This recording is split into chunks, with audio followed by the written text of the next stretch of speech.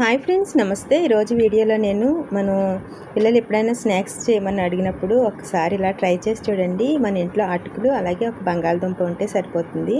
పైన క్రిస్పీగా లోపల సాఫ్ట్గా ఈ వడలు చాలా బాగుంటాయి ఫ్రెండ్స్. ఒకసారి ట్రై చేసి చూడండి. ఇవి అస్సలు ఆయిల్ పీల్చుకోవు, అలాగే చాలా క్రిస్పీగా కూడా ఉంటాయి. ఇవి ఎలా చేసుకోవాలో చూద్దాం. అలాగే నేను ఇక్కడ ఒక 2 కప్పుల వరకు అటుకులు తీసుకున్నాను. ఈ అటుకులను ఒకసారి జల్లెడలో వేసుకుని జల్లించుకోండి. ఎందుకంటే నేను ఇక్కడ అటుకుల్ని కడగట్లేదు. చూడండి, ఇలా మందంగానే ఉన్నాయి ఈ అటుకులు. ఇప్పుడు దీంట్లో నేను ఇక్కడ ఒక 3/4 కప్పు వరకు నీళ్లు తీసుకున్నాను. తీసుకుని ఒకసారి ఇలాగా కొంచెం వాటర్ ఉంచుకుని ఇలాగ ఒకసారి వీటిని ఇలా కలుపుకోండి. ఇలా కలిపిన తర్వాత మనకి వాటర్ సరిపోయినాయో లేదో చూసుకోవాలి. ఇలా అంతా కలిపిన తర్వాత ఇంకా కొంచెం డ్రైగానే అనిపిస్తున్నాయి. అందుకని చెప్పి నేను ఇక్కడ మనం కొంచెం వాటర్ ఉంచుకున్నాం కదా, ఆ వాటర్ని కూడా వేసేసుకోండి. ఆ వాటర్ని కూడా వేసుకున్న తర్వాత ఒకసారి మళ్ళీ ఇలాగా కలుపుకోండి. ఇలా కలిపిన తర్వాత మనకి తెలుస్తుంది అటుకులకి వాటర్ అంతా మంచిగా పట్టిందో లేదో. ఇప్పుడు దీని మీద మూత పెట్టుకుని ఒక 5 నిమిషాల నుంచి 10 నిమిషాలు పక్కన పెట్టుకుంటే మంచిగా నానిపోతుంది. నేను ఇక్కడ ఒక పెద్ద బంగాళదుంప తీసుకుని దీన్ని ఉడికించుకున్నాను. ఉడికించి ఒకసారి ఇలా పేలు తీసుకుని మంచిగా దీన్ని ఇలా మ్యాష్ చేసుకోవాలి.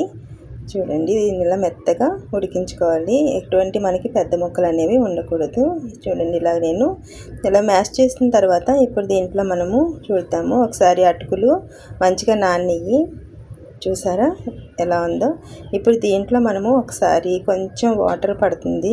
ఒకసారి మనం చేతితోనే ఇలాగా మ్యాష్ చేసుకోండి. ఇలా మ్యాష్ చేసిన తర్వాత మనకి అటుకుల కింద ఉండకూడదు, మెత్తగా అవ్వాలి. ఇలా అయిన తర్వాత చూడండి, కొంచెం ఇలాగ ఒక 3 స్పూన్ల వరకు వాటర్ని వేసుకోండి. ఇలా వాటర్ని వేసుకుని మనకి మంచిగా పిండి కింద మనం దాన్ని ఇలా గట్టిగా కలుపుకోవాలి. కలిపిన తర్వాత ఇలా బంగాళదుంపని మనం ఇలా గ్రేట్ చేసి పెట్టుకున్నాం కదా, దాన్ని వేసుకోండి. అలాగే చిన్న ఆనియన్స్ని ఇలా సన్నగా కట్ చేసుకుని వేసుకోండి. ఒక 2 పచ్చిమిర్చిని సన్నగా చాప్ చేసుకుని వేసుకున్నాను. అలాగే కరివేపాకు, కొత్తిమీరని కూడా సన్నగా చాప్ చేసుకుని వేసుకున్న తర్వాత సరిపడినంత సాల్టు, అలాగే ఇక్కడ నేను ఒక 1/2 టీ స్పూన్ వరకు చాట్ మసాలా వేసుకున్నాను. చిల్లీ ఫ్లేక్స్ కూడా ఇది ఆప్షన్.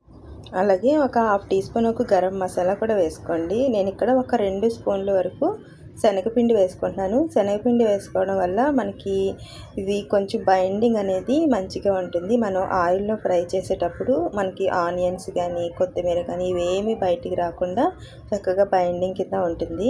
ఒకసారి ఇలాగా మొత్తగా ఇవన్నీ కలిసేటట్టు కింద మనం ఇలా చపాతీ పిండికి మనం మొత్తం అయితే ఎలా అయితే చేస్తామో అలా కలుపుకోవాలి. ఇలా కలుపుకున్న తర్వాత దీన్ని మనం వెంటనే వడలు చేసేసుకోవచ్చు. చేతికి ఇలాగా ఆయిల్ అప్లై చేసుకుని ఇలాగా చిన్నగా తీసుకుని ఒకటే సైజులో మనం చక్కగా వడల కింద చేసుకోవచ్చు. పిల్లలు స్కూల్ నుంచి రాగానే అయినా ఇప్పుడు హాలిడేస్ కదా, పిల్లలకి ఈవినింగ్ స్నాక్స్ అడిగినప్పుడు ఒకసారి ఇలాగ ట్రై చేసి చూడండి. పిల్లలు చాలా ఇష్టపడతారు.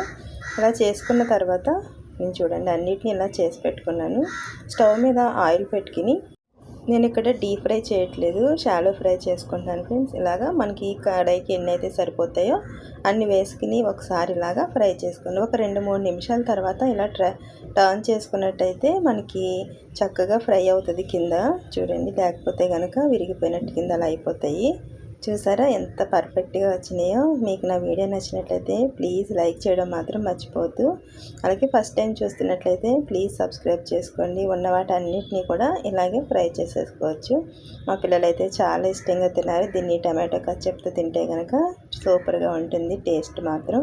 అలాగే మన ఛానల్లో చాలా ఇన్స్టెంట్గా చేసుకునే స్నాక్స్ చాలా ఉన్నాయి, ఒకసారి చెక్ చేసుకోండి ఫ్రెండ్స్. అలాగే థ్యాంక్స్ ఫర్ వాచింగ్.